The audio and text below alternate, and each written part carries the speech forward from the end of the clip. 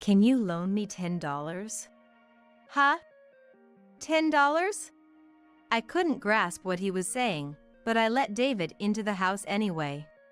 It was hard to see in the dark, but not only were David's clothes wet, they were also very worn and tattered.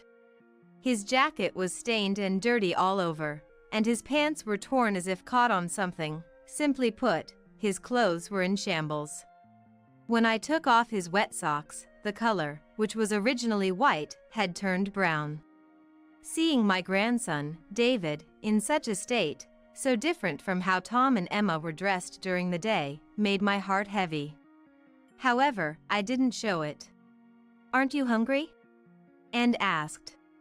David shook his head silently. "I just want to borrow $10. And said, "I'll give you the money." "Is it for allowance?" "But why did you come all this way in the rain?" "Please. I want to go home quickly." "Huh? You came all this way just to borrow $10? It takes about 3 hours to get here from Tom's house." My husband silently stood up, checked the locks on several windows, and simply said, "Let's go." Sat down near David, and gently stroked his head. Then, tears that David had been holding back started to overflow. My name is Kate.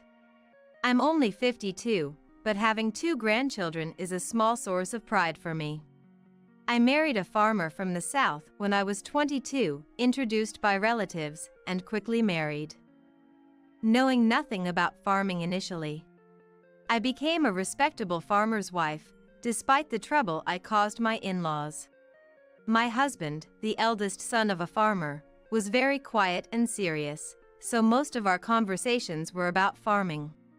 Even when meeting our son Tom for the first time, my husband barely showed emotion and returned to his farm work after only a slight smile. I fondly remember those times, but I can't forget the sad expression on my husband's face I saw for the first time. It was when we received news that our daughter-in-law had passed away after a short illness. At the beginning of the busy fall season for farmers. While my husband was checking the condition of the parched ground, I said in a choked voice, "Tom called, she's gone." Whether he didn't hear me or chose not to respond, he continued to silently gaze somewhere. "Tom called, his wife passed away." I repeated. Without turning towards me, he continued to staring. "I wonder how Tom is feeling now." As I grimaced with a heart-wrenching pain, my husband came over, patted my back, and looked up at the sky. His expression was incredibly calm and sad. Behind my husband, who looked sorrowfully, the cornfield shone brilliantly in the autumn sun. Maybe the cornfield appeared to sparkle because my eyes were filled with tears. I am a terrible person. Not because I am crying for my son's wife who suffered and died from illness, but because I am crying for my son and grandchildren who have lost a loved one and are in despair.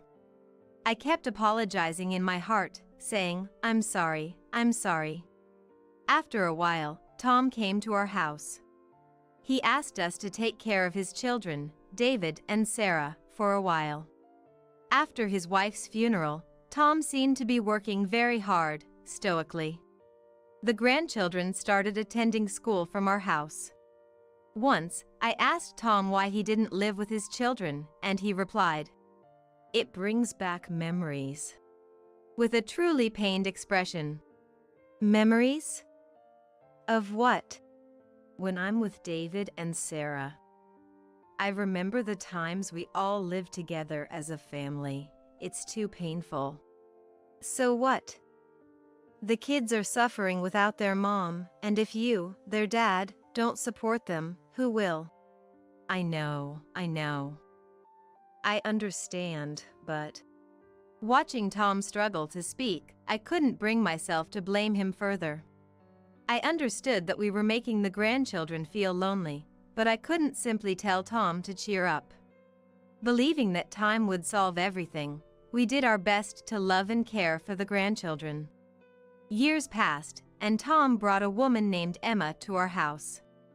Emma was about 12 years younger than Tom, and unlike his late wife's large, round eyes, Emma had slender eyes. While the children were drawing in another room, Tom started to speak formally. "I'd like to introduce you. This is Emma." Emma finished with a simple greeting of "nice to meet you." Tom reported to us in a matter-of-fact tone that he intended to marry her. My husband didn't say anything, so I said, "Good luck." And smiling at Emma, she quietly nodded and smiled back. I thought to myself how nice it was that Emma seemed like a quiet, good person.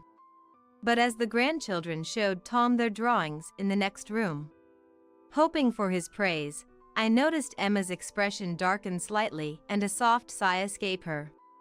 A slight doubt crept into my heart, yet Tom seemed unbothered, happily looking at the children's drawings. It's true, suddenly becoming a mother to two, she probably doesn't know what kind of expression to wear yet. I reassured myself and celebrated Tom and Emma's marriage. With the marriage, the grandchildren moved back to Tom's house, and my husband and I returned to our usual peaceful days. When David entered middle school, my husband and I visited Tom's house. But there was a certain coldness from everyone, including Tom, when we handed over our congratulatory gift. David, perhaps because he was in his teenage years, was not very talkative and seemed more gloomy, possibly due to his bangs covering his eyes. "Congratulations on starting middle school, David. Have you decided on a club to join yet?" "Not yet." "I see. You've always been fast on your feet since you were little. Maybe track and field would be good for you." Is this attitude typical of boys his age? David seemed sleepy as he listened to me, his eyelids nearly drooping. I casually thought I had seen the clothes David was wearing a few years back. Considering how quickly children grow at this age, the fact that he could still wear clothes from years ago seemed like his development might be a bit delayed. So after much thought, even if it was meddling, we decided to frequently bring vegetables to Tom's house, thinking it was the least we could do as farmers. We also delivered seasonal fruits from our farm, but one day when Tom received the fruits from me, "We appreciate it, but could you not come by the house for a while?" he said. It was lonely, but believing that my son and grandchildren were overcoming the absence of their wife and mother and cherishing their new life as a family, I left with a smile, pretending to be an understanding grandmother. After the harvest season passed and spring came again for planting. On one of those days, when we feel the cycle of the seasons on our skin, we, also growing a small amount of organic vegetables alongside farming and delivering them to contracted restaurants, happened to see Tom and Emma while making a delivery. The restaurant in the city center had been renovated with trendy menus and decor, offering luxurious desserts and homemade specialty dishes. In the elegant atmosphere, people seemed to enjoy delicious meals, and at one of the tables, Tom and Emma were laughing and facing each other. After finishing the delivery and checking the invoice, I went back to the truck where my husband was waiting and told him about seeing Tom and them. While checking the invoice, "Why don't you call them?" my husband said in a low voice. "Hello? What's up, Mom? I'm kind of busy right now." Tom's voice through the phone sounded unmistakably annoyed, asking what I wanted.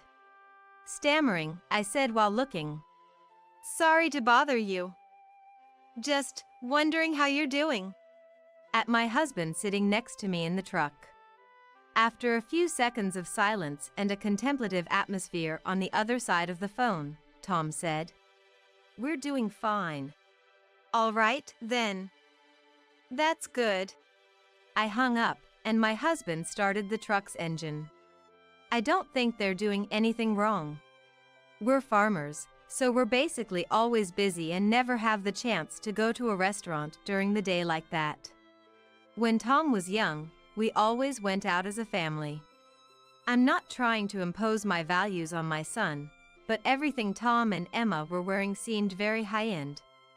Far from what you'd expect of active parents raising 2 children.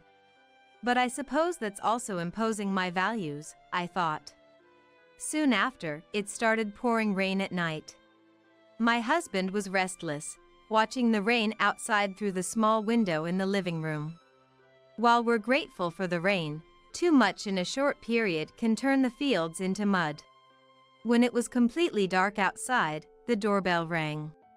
Wondering who it could be at this hour and in such rain, I opened the door to find David standing there. Holding a small umbrella, David, small and short for a 13-year-old boy, reached out his hand. "Can you loan me $10? "Huh? $10? I couldn't grasp what he was saying, but let David into the house anyway.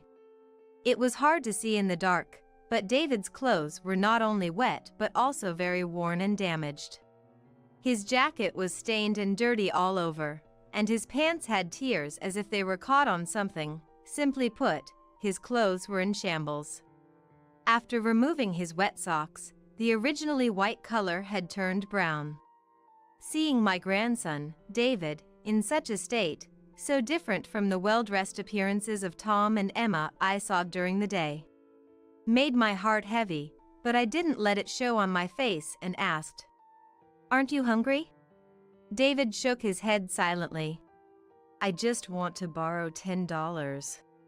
And said, "I'll give you the money." "Is it for your allowance?" "But why did you walk all this way in the rain?" "Please, I just want to get home quickly." "Huh? You came all this way just to borrow $10? Walking here from Tom's house would take about 3 hours. Puzzled, I helped David out of his wet clothes, except for his underwear, and wrapped him in a large bath towel. As I dried him off, David looked away from me with an awkward expression.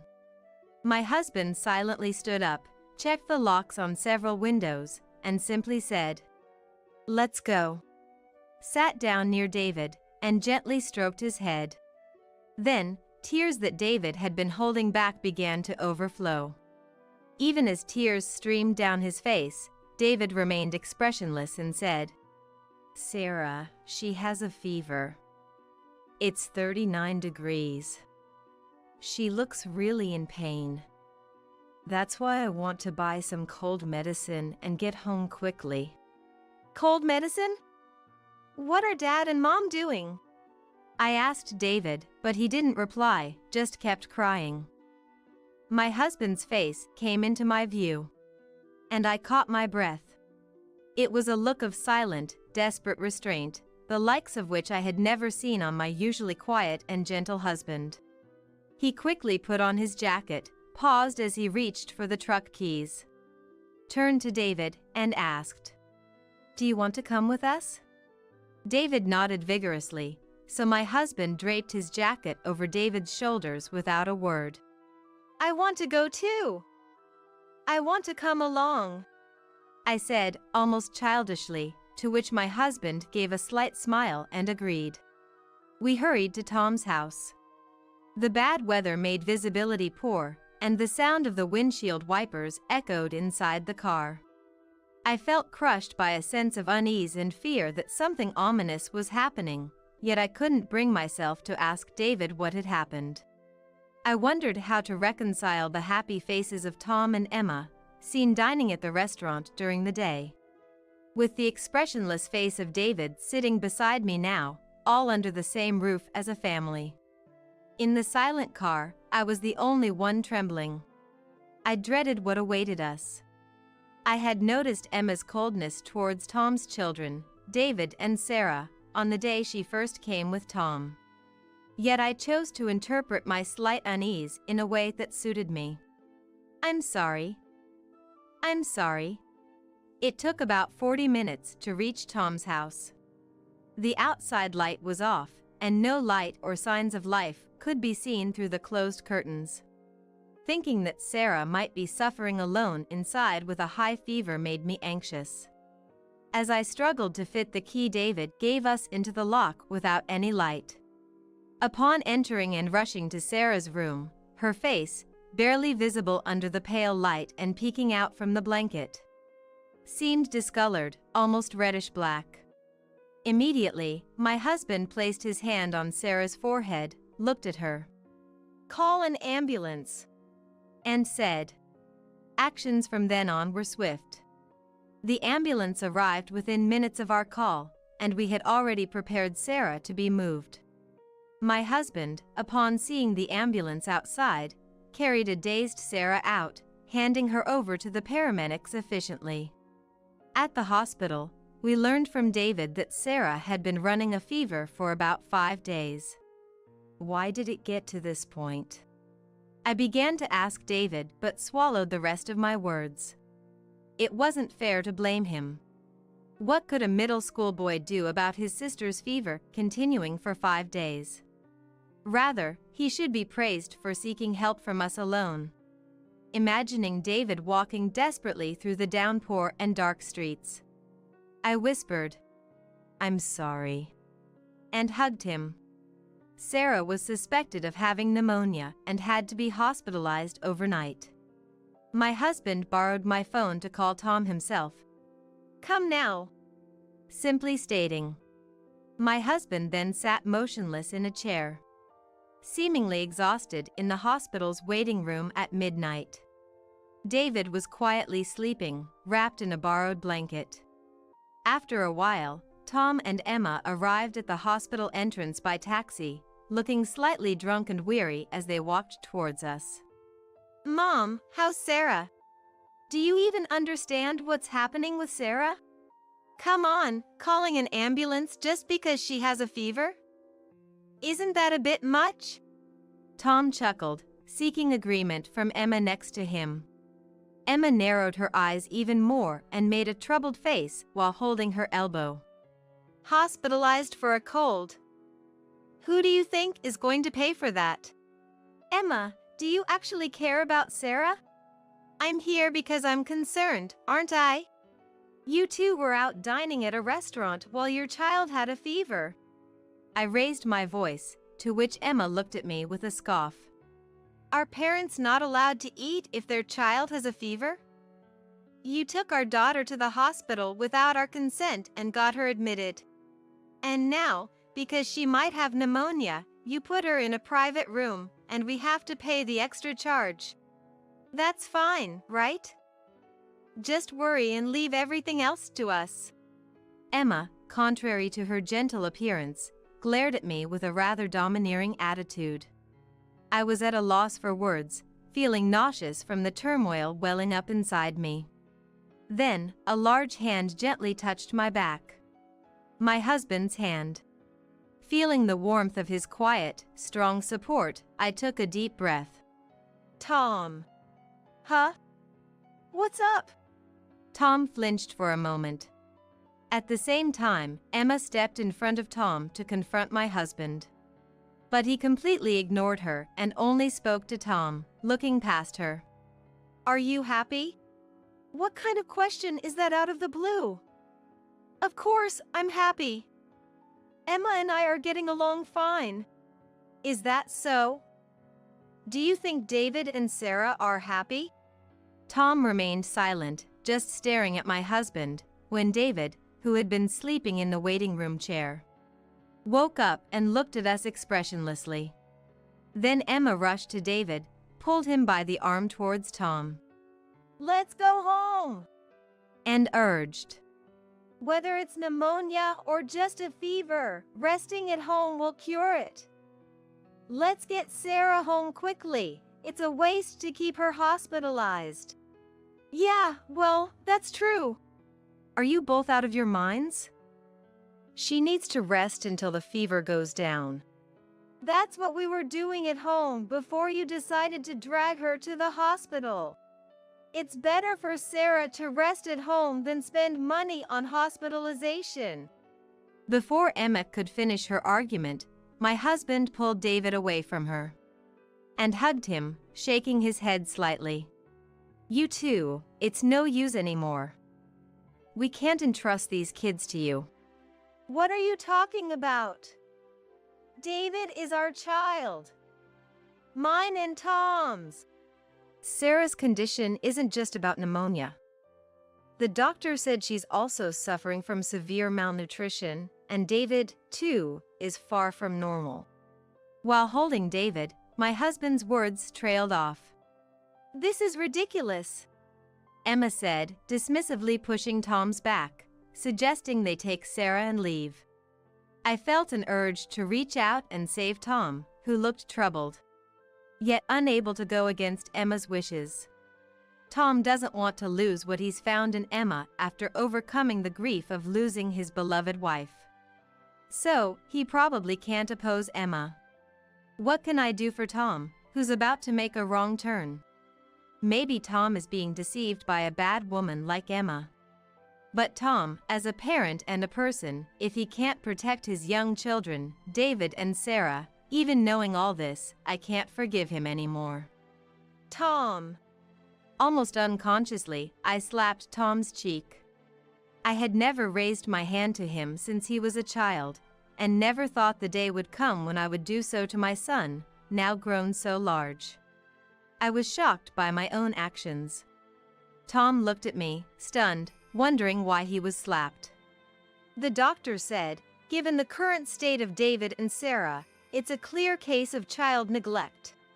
There was even a suggestion to consult the police about you two. Police? Wait a minute. But I asked them to wait. I didn't want to ruin your lives over a suspicion. I choked up, unable to finish my sentence. Surely, what followed would be words that could shatter Tom's family relations. But the thought that David and Sarah might continue to suffer if I remained silent compelled me to speak. I intend to contact the police and take appropriate action. What are you talking about? Afterwards, Emma and I ended up yelling at each other in the hospital late at night, prompting the nurses, who appeared annoyed, to come and intervene between us. Contact the police? Take appropriate action? Do you seriously think doing that will make David and Sarah happy? Held back by the hospital staff, Emma shouted at me. I clenched my fists, trying to think of something to say back, but nothing came to mind. David remained expressionless, held by my husband. I don't know how to make this child happy. Can anyone prove that I even managed to make my own son, Tom, happy?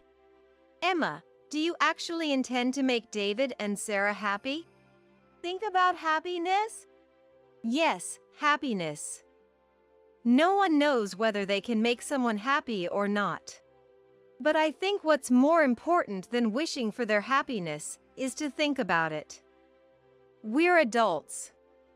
We should think about how David, who couldn't do anything by himself, who didn't call an ambulance despite his sister having a terrible fever, and just walked in the heavy rain to seek help, can grow up to be strong and wise. That's what I believe. That's just idealistic talk. It's not my child, after all. Emma muttered in a voice so low only I could hear, and noticing her lonely expression, I gasped.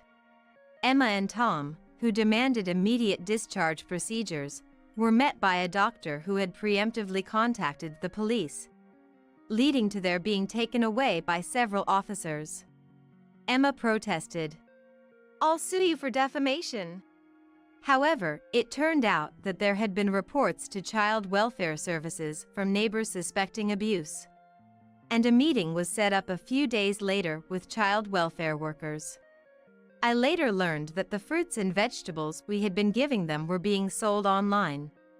And moreover, Tom and Emma had been demanding money from the deceased former wife's parents for David and Sarah's educational expenses, with a significant amount deposited in their account.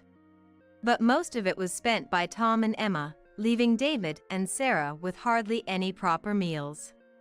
Is it someone else's place to dictate how much and what a child should eat?